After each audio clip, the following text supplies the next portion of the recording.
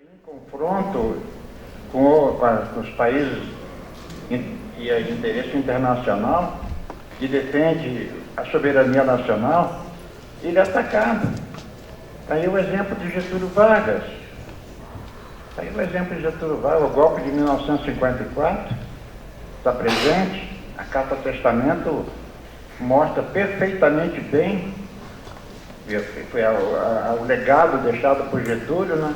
No 24 de agosto de 54, e foi devido ao aumento de 100% do salário mínimo, que levou com que o empresariado, principalmente o empresariado, hostilizasse o governo de Getúlio, e foi a criação da Siderurgia Nacional, a defesa do interesse nacional, que levou com que houvesse um confronto também com o governo dos Estados Unidos.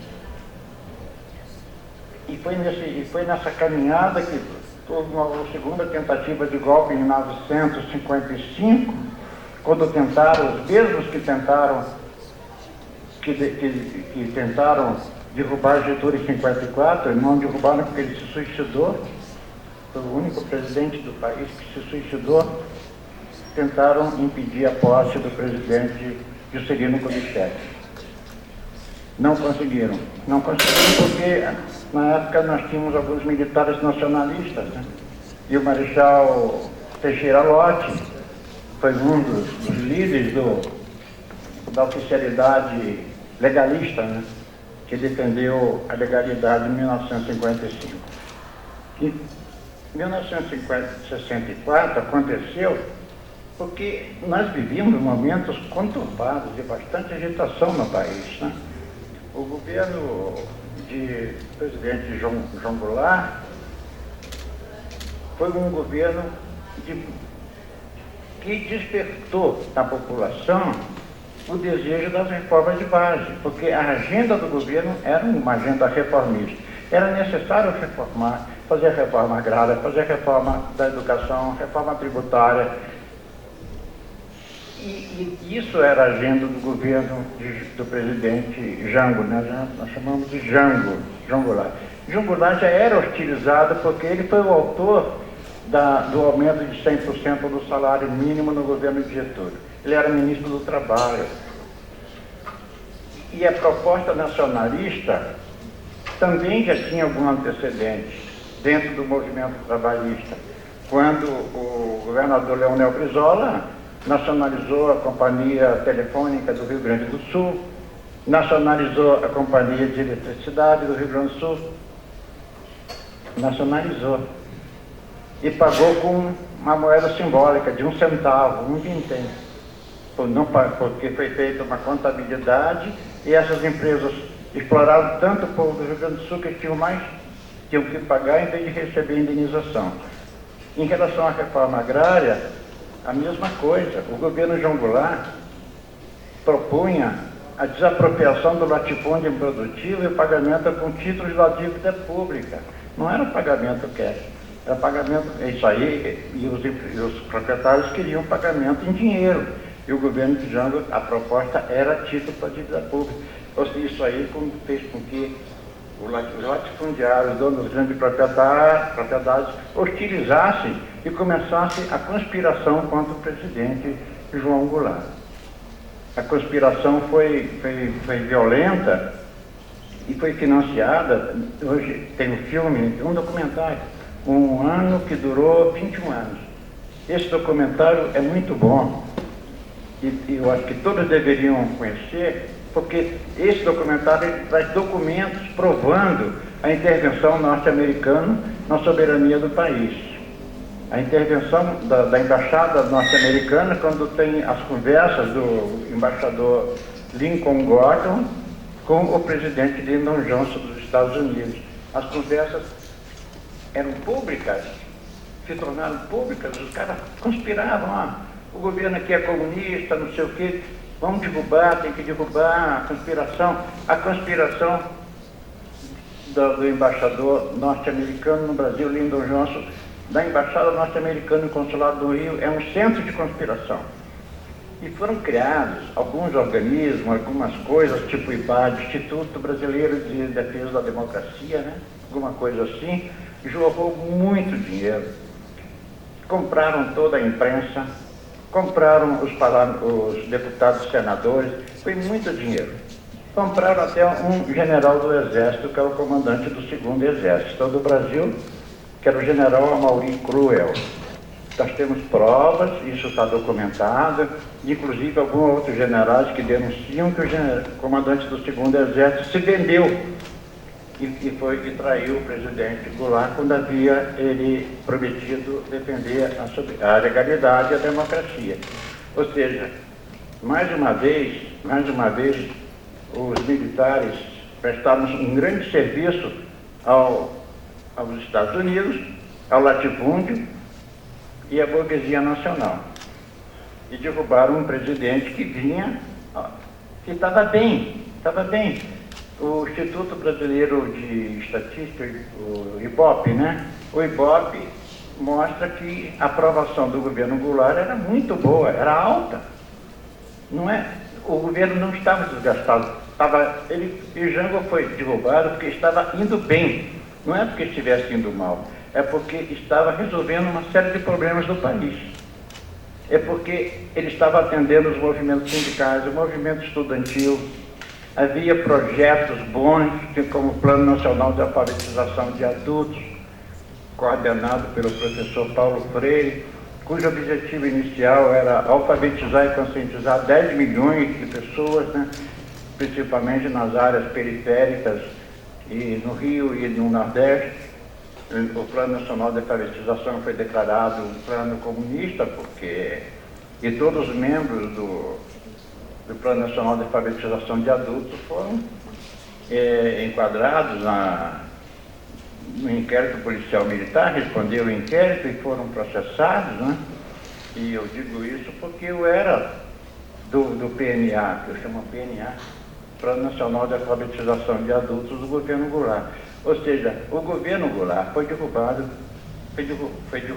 com a promessa de que no ano seguinte, em 1965, haveria eleição. O Marechal Castelo Branco, quando assumiu o poder, o governo, em 1º de abril de 64, ele fez um discurso e prometeu a eleição no ano seguinte. Mas militares, quando chegam no governo, não saem mais, né? Chegaram e não saíram mais. Acabou durando 21 anos. 21 anos, o que era para ser um ano. Juscelino acreditou que ia ser um ano, tanto que ele apoiou o golpe. Ele que foi vítima, apoiou o golpe pensando que seria eleito presidente em 1965. Mas exatamente como as pesquisas estavam dando o Juscelino como eleito e com uma grande votação, os militares suspenderam os direitos políticos de Juscelino, né? E Juscelino ficou banido dentro do Brasil, assim como Jânio Quadros passou um tempo banido, porque havia o banimento dentro do seu próprio país, né?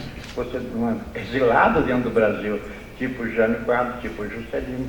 Brizola não teve que ir para o Uruguai, muita gente entrou nas embaixadas e foram para o exterior, porque as prisões aconteceram em seguida, né? E foi muito triste, muito cruel o golpe de 64, porque derrubou os nossos sonhos, né? Desmoronou aquela nossa aspiração, aquela nossa luta por um Brasil melhor, soberano, democrático e justo. Eu lembro perfeitamente bem as pessoas, onde você estava no dia do golpe, né? Aquela pergunta, onde você estava no dia do golpe?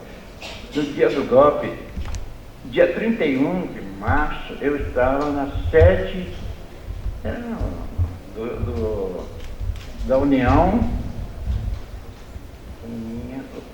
Fluminense de Estudantes, UF. Muito bem, e eu frequentava direto, eu era da direção, né, da UF, e eu estava lá no dia 31 quando a rádio já anunciava que as tropas saíam de Juiz de Fora em direção ao Rio de Janeiro e que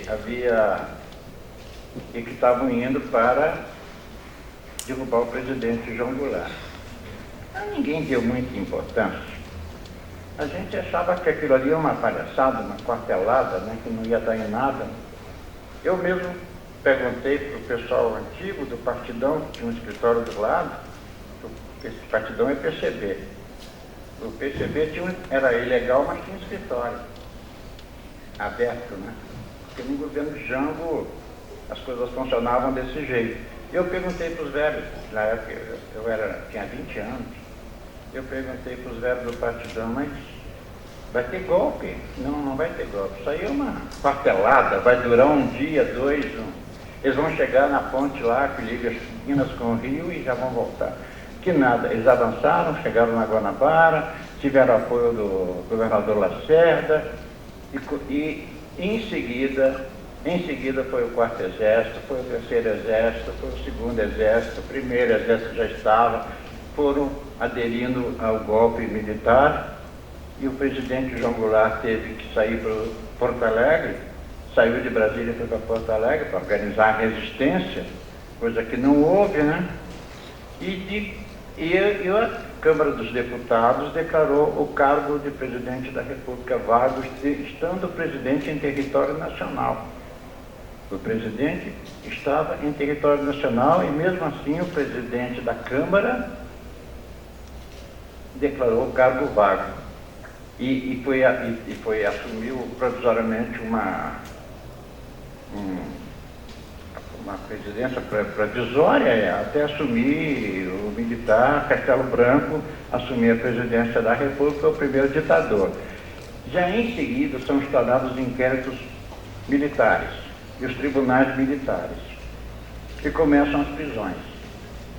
Sindicalistas presos, as prisões começaram com os funcionários do governo, né? Depois com os militares nacionalistas. Muitos militares nacionalistas de esquerda, na Marinha, Exército, Aeronáutica, foram presos. Milhares. Vocês não imaginam a quantidade de militares presos naquela época. E presos nos navios de guerra, nos quartéis. Muitos foram para o exílio. E também o movimento estudantil. As principais lideranças do movimento estudantil sendo perseguidos, sindicalistas, né? O golpe foi se instalando aos poucos e se consolida até 1967, 68, a consolidação final com o ato institucional número 5, né, que fecha definitivamente o regime. A resistência acontece também aos poucos. A resistência de 64 não aconteceu porque todos recuaram, né? Todos recuaram. Ninguém ficou para resistir mais, porque já não havia mais condições de resistência. Do seu testamento, sua memória, o presidente João Goulart, ele diz que não evitou o derramamento de sangue. E se houvesse um confronto, se houvesse uma resistência, haveria derramamento de sangue. E o Brasil estaria dividido entre Sul e Norte, porque o Rio Grande do Sul, com o governador Brizola, e o 3º Exército, haveria condições de resistência. E alguns militares já queriam bombardear a tropa que vinha de Juiz de Fora. Goulart foi contra a resistência, sabendo porque ele tinha informações que a tropa, que os navios dos Estados Unidos, acho que a 4ª Frota dos Estados Unidos já estava ancorada, né? Já estava nas costas do Brasil, pronta para uma intervenção no território brasileiro, para evitar que o Brasil se tornasse uma segunda Cuba.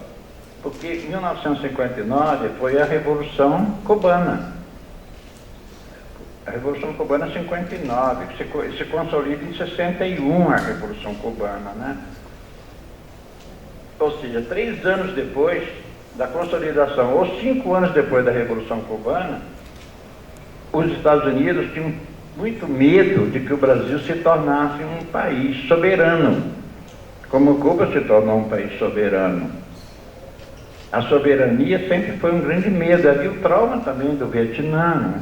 Então, o interesse norte-americano no Brasil, o golpe militar de 1964, está mais do que provado que foi a intervenção de uma potência estrangeira em território brasileiro.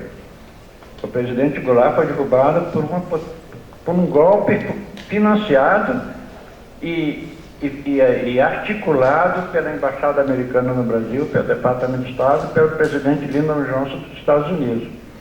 Ou seja, foi uma intervenção estrangeira no Brasil. Não há dúvida que foi uma intervenção estrangeira em território brasileiro, o golpe de 64.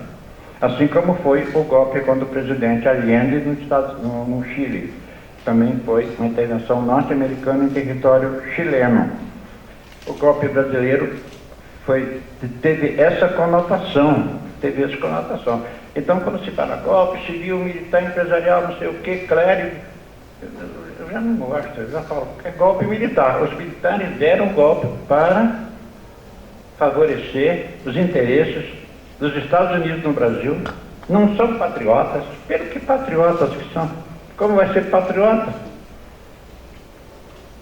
Se foram agentes de uma potência estrangeira no Brasil. Esse foi o golpe militar de 1964. E o que aconteceu na sequência? Prisões, mortes, torturas, para consolidar e para se manter no governo, durante 21 anos. Aí vocês vão me perguntar, e a resistência? Não sei quem vão fazer as perguntas depois. E a resistência? Cada um tomou seu destino, cada um foi se organizar. E a gente discutiu, puxa, que golpe foi esse? O que aconteceu? Começaram as autocríticas dentro dos partidos, das organizações, da esquerda católica, né? Por que não houve resistência? Não houve resistência porque o presidente da República não quis. Para começar, ele tinha dispositivo militar, dentro do Exército, da Marinha e da Aeronáutica. Ele não quis resistir. Teve suas razões. Não podemos culpar o presidente Goulart, que foi o único presidente do Brasil que morreu no exílio.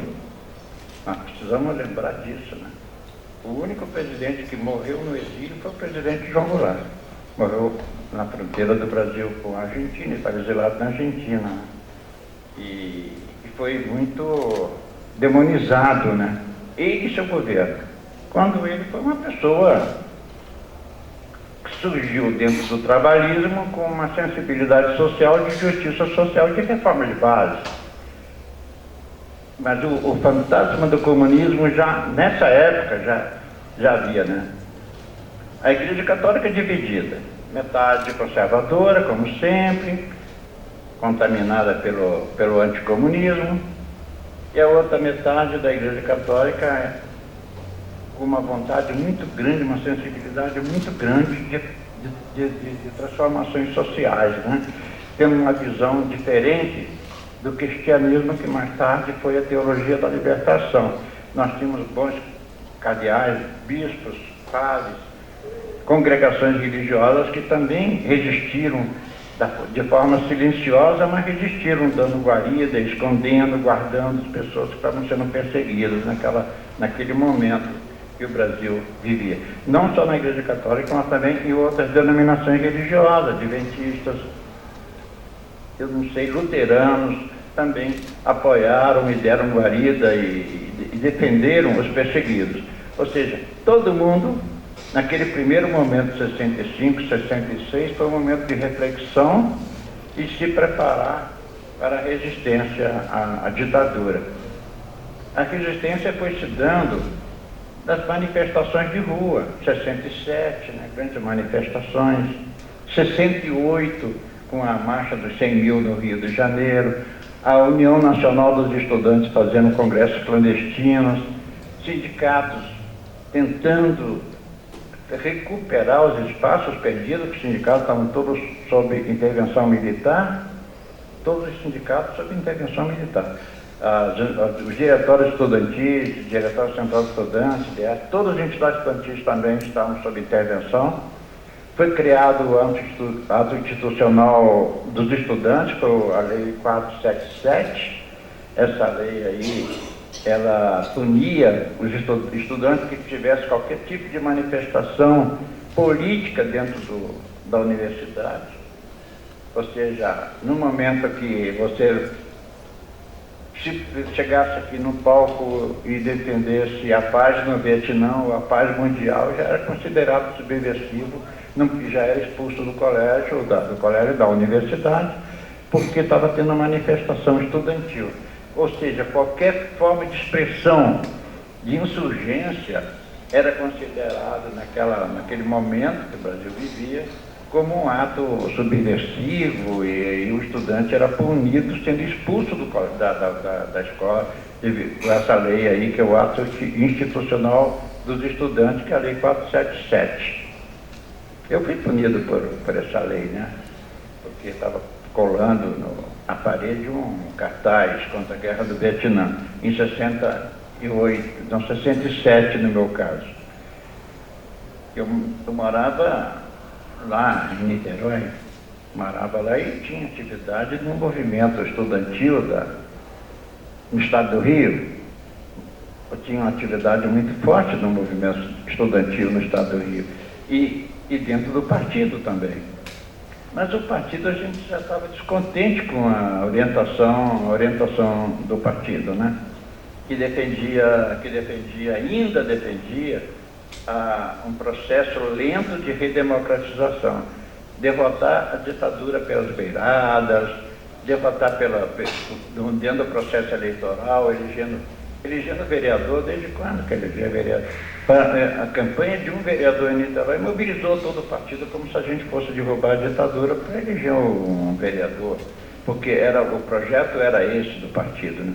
Quando a gente achava que não era necessário se organizar e ir para a rua, e enfrentar a ditadura nas ruas. E nós fomos enfrentar a ditadura nas ruas, fazendo pichação, fazendo comício relâmpago, fazendo panfletagem e manifestações, que aos poucos foi tomando volume e foi crescendo, até que veio o ato institucional número 5, que fechou de vez o regime. Se você não pode fazer oposição e não pode expressar seu pensamento pela imprensa, pelo teatro, pelo cinema, dentro da universidade, nas ruas, nas praças, tem que buscar qual o caminho. Se os caminhos legais, não pode eleger um deputado combativo, que se o deputado como a Márcio Moreira Alves faz um discurso na tribuna da Câmara, no dia seguinte é cassado, é suspenso seus direitos políticos. O deputado Rubens Paiva, que depois foi assassinado pela ditadura, também foi cassado, e vários, porque fizeram pronunciamentos dentro da Câmara dos Deputados e no Senado, né? Então, se você não tem os caminhos legais, o judiciário sob intervenção, totalmente sob intervenção. Os juízes que eram juízes legalistas ou juízes que eram democratas foram cassados, tiveram seus direitos suspensos, foram colocar a aposentadoria compulsória, tiveram, né? Então, se você não tem um caminho de defesa da democracia, pelo judiciário, não tem pela Câmara, pelo Senado, pela Assembleia, pelas manifestações estudantis, pela imprensa, nem teatro, nem cinema, o único caminho era o caminho da luta armada. E não teve outra. Então nós fomos levados para a resistência armada sem experiência. Um grupo de criançada, nós éramos 20 anos, 21 anos, sem nenhuma experiência, nunca pegamos um revólver, uma pistola, tivemos que nos preparar para poder resistir à ditadura. Foram criadas várias organizações clandestinas nessa caminhada de 68, 69, Movimento Revolucionário de Outubro, como falou ali a professora Karina, a Vanguarda Popular Revolucionária, que era basicamente de militares nacionalistas e de esquerda, a Vanguarda Armada Revolucionária Palmares, a Ação Libertadora Nacional, Comando de Libertação Nacional, uma infinidade de pequenos grupos de organizações, que a esquerda sempre é assim, né, pulverizada, né? Porque o que une o que leva a esquerda à luta são as ideias, como não há um interesse, a não ser as ideias, e as ideias cada um tem a sua, então foram criadas várias organizações. Foi quando eu vim para o Paraná. Aí já entra aqui essa história, porque eu tive que fazer um pequeno resumo, né, do que foi o golpe, para chegar na luta e na resistência, porque eu vim para o Paraná. Eu vim em 1967. Eu vim em 1967 para organizar a luta armada no campo. Basicamente foi isso, para organizar a luta armada no campo. A primeira vinda que eu vim para cá, eu fui para Santo Antônio do Sudoeste, aquela região lá, e vi que não era muito complicado e acabei gostando mais do Oeste por uma série de razões. Eu fui para Niterói e falei, gente, o Oeste do Paraná é a área boa para a gente dar início a essa luta lá no Paraná. Por quê? Devido aos conflitos no campo, muitos conflitos no campo. A luta no campo, na região oeste do Paraná, era sangrenta, sangrenta. Mais tarde eu tenho vários relatos, eu fiz um relato no livro que vai sair agora no dia 14 de maio, vai ser lançado em Curitiba, são as Memórias da Resistência no Paraná. A gente levanta essa memória dos conflitos no campo, na região oeste do Paraná. E das colonizadoras, jagunços, com apoio da polícia militar, com apoio do exército, defendendo os proprietários de terra contra os poceiros. Então, a disputa entre poceiros e colonizadoras foram disputas violentas na região de Santa Helena, na região de Cascavel, na região de Toledo, aqui em Chateaubriand. E foi nesse ambiente que nós descemos para organizar a luta armada no oeste do Paraná. Até que estava indo bem. A gente estava fazendo muitos contatos, um apoio camponês muito forte. Era impressionante, porque a gente caminhava, né? Quando eu digo a gente, era eu e mais uma dúzia de pessoas, companheiros que vieram do Rio. Esses companheiros que vieram do Rio eram, em sua maioria, estudantes. Sempre os estudantes, né? Sempre os estudantes. E alguns operários da construção naval também, e de outras profissões. Viemos aqui mas todos do MR8, queimados no Rio, porque a gente fazia ações armadas no Rio, e a maioria já era identificado pela repressão.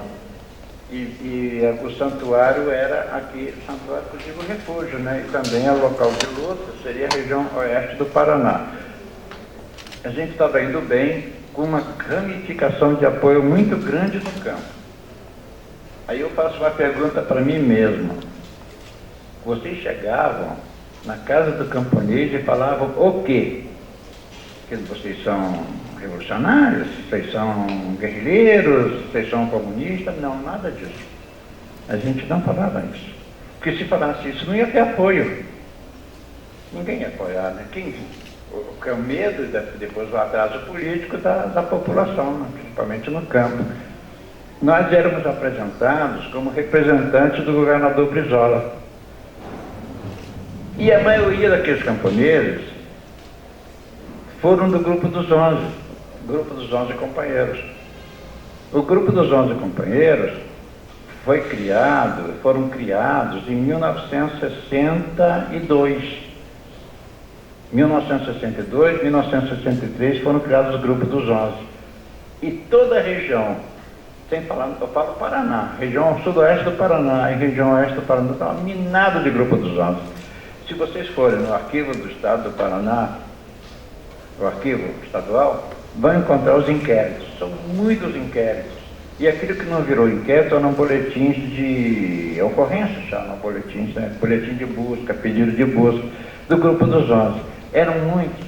Então, essas pessoas que davam apoio para a gente, davam apoio imaginando, porque alguém falou para eles que nós éramos emissários E o messianismo, aquela coisa, o sebastianismo, se fala também, né? As pessoas esperando chegar o líder que vai libertar o país.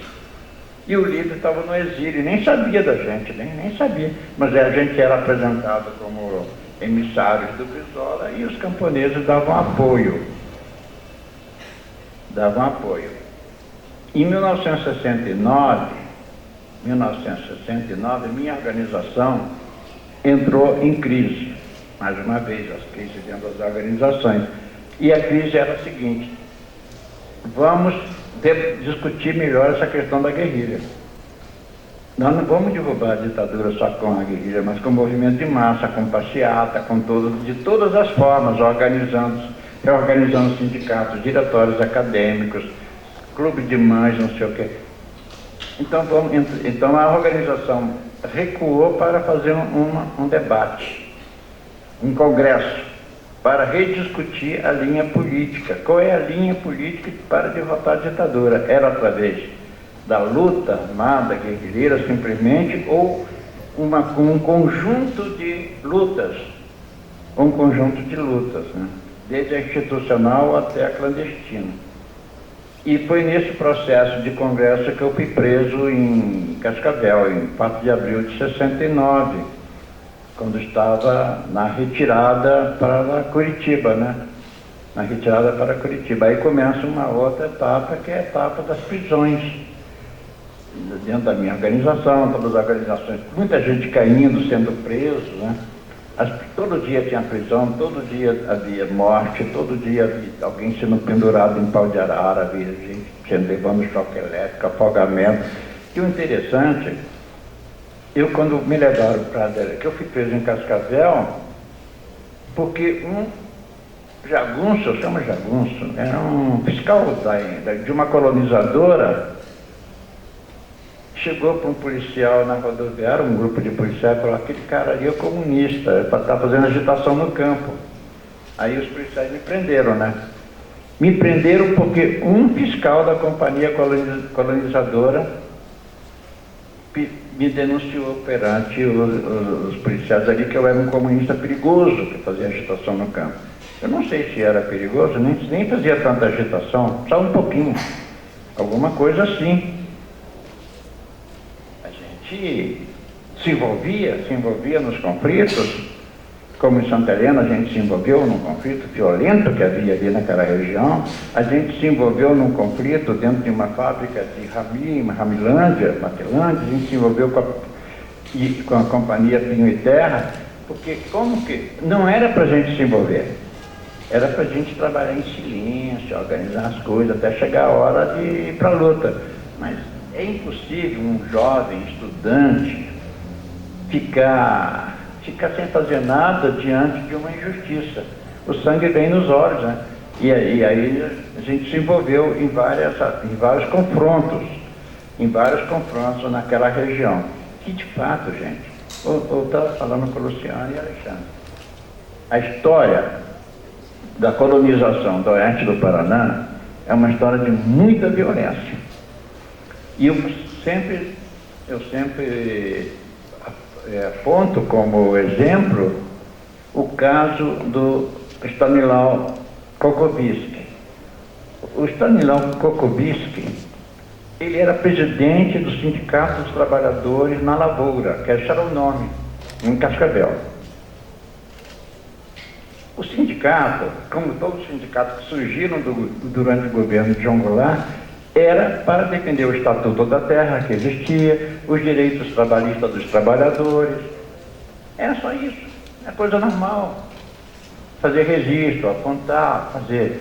E o Stanislaw era o presidente desse sindicato. No dia 1º de abril de 1964, dia do golpe, ele foi preso dentro do sindicato, foi arrastado pelas ruas de Cascavel, levando para a delegacia de polícia, foi pendurado em pau de arara, recebeu afogamento, foi mandado para o presídio do AU, depois Piraquara, ficou 3 anos preso, não respondeu nenhum processo, nenhum inquérito, você não encontra. Eu encontrei um registro depois de muita pesquisa no arquivo estadual, porque ele não respondeu o inquérito, ficou 3 anos preso. Por quê? Porque as companhias, os colonizadores e os donos de terra denunciaram Stanislau Kokovic, que comprei com pedido de reparação na comissão da anistia, né? Entrei com pedido de reparação e a comissão da anistia negou porque não tinha provas suficientes. Eu tive que ir atrás de mais provas, até que um dia eu recebi um telefonema de Brasília: o pedido do seu Stanislau foi aprovado. O Estado brasileiro pede desculpa por tudo que ele passou e ele vai receber uma reparação de X valor de dinheiro lá. Quando eu fui avisar para a família estava velando Stanislau. Ele morreu sem saber que tudo aquilo que ele passou. Para vocês terem uma ideia, eu contei um caso, mas no Brasil nós temos milhares de casos de pessoas que passaram por tudo isso, pela violência do Estado, e que a justiça de transição ainda não resolveu. Nós temos o caso do Araguaia, nós temos o caso dos 6 aqui que estão no livro, aqui na Estrada do Colono, no Parque Nacional.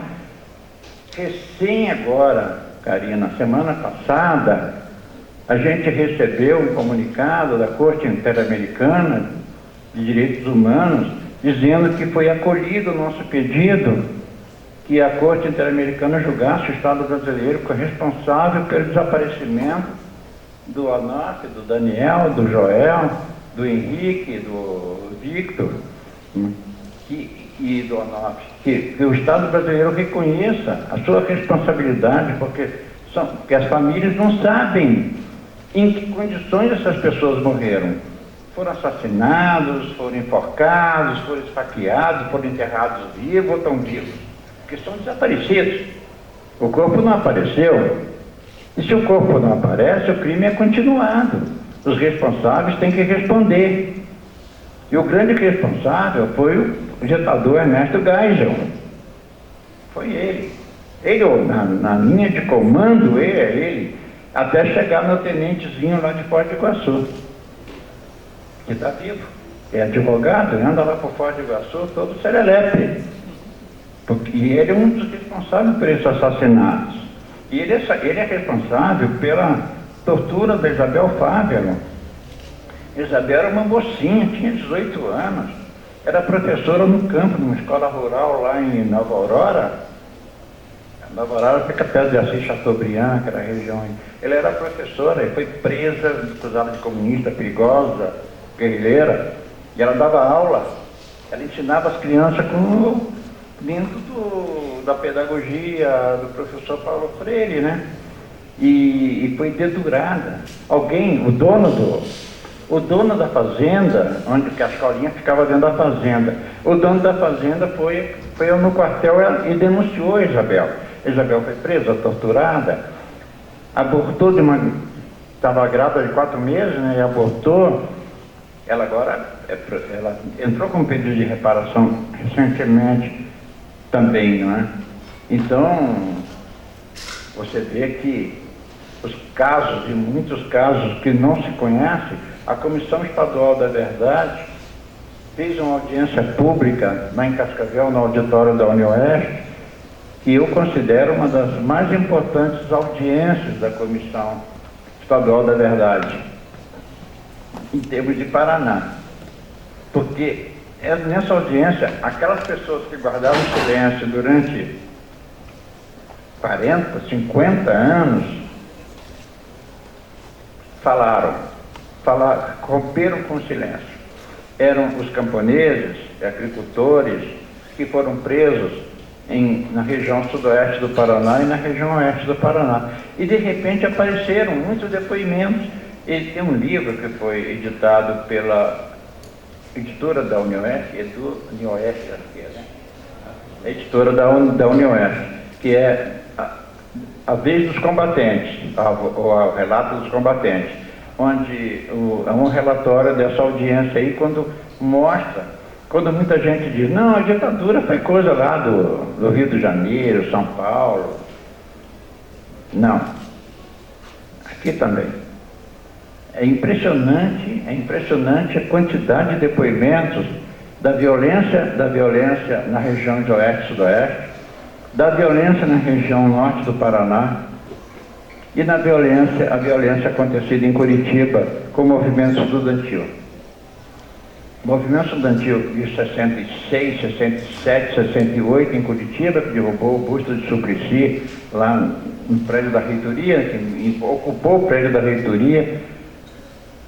Na escola politécnica também, quando havia o projeto de acabar com a gratuidade do ensino público, com o ensino público gratuito, porque o projeto da ditadura era privatizar as universidades, que é o grande projeto chamado projeto MEC-USAID, né, que é um acordo, um convênio entre o Ministério da Educação e Cultura e uma agência de desenvolvimento norte-americana para privatizar as escolas, pagar a inscrição, pagar vestibular e pagar mensalidade, acabar com a escola pública. Não deu, a ditadura não conseguiu impor esse projeto aí de privatização da universidade devido à resistência do movimento estudantil em todo o país. Então, a descomemoração, só para encerrar, é lembrar isso aí. A descomemoração é a gente fazer essa memória, mostrar o que foi a ditadura dos 21 anos, que se resume num arroxo salarial durante anos. A classe trabalhadora não teve reposição das perdas salariais. Durante 21 anos houve sufoco, total sufoco nas artes, na literatura, no cinema, na música, na criatividade. As melhores cabeças do Brasil, os melhores cientistas do Brasil tiveram que sair do país e ir para o exílio.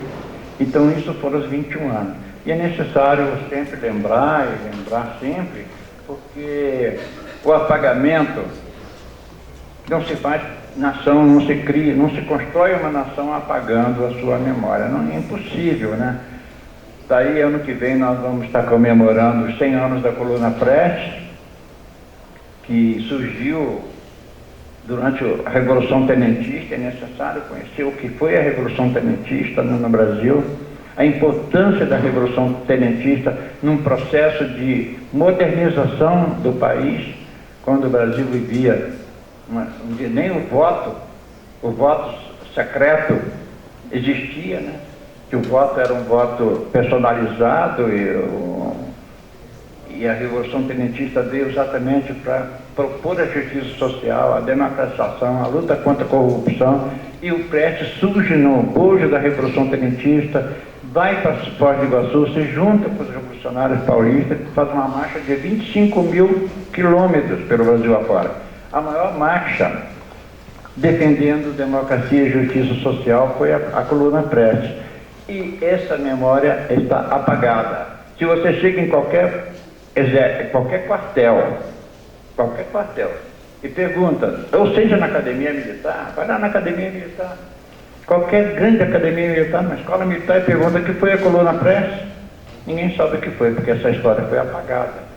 Então, o processo de apagamento, nós temos que resistir sempre contra esse processo de apagamento da memória histórica, e esse evento aqui veio para isso, e agradeço por vocês me derem essa oportunidade para falar.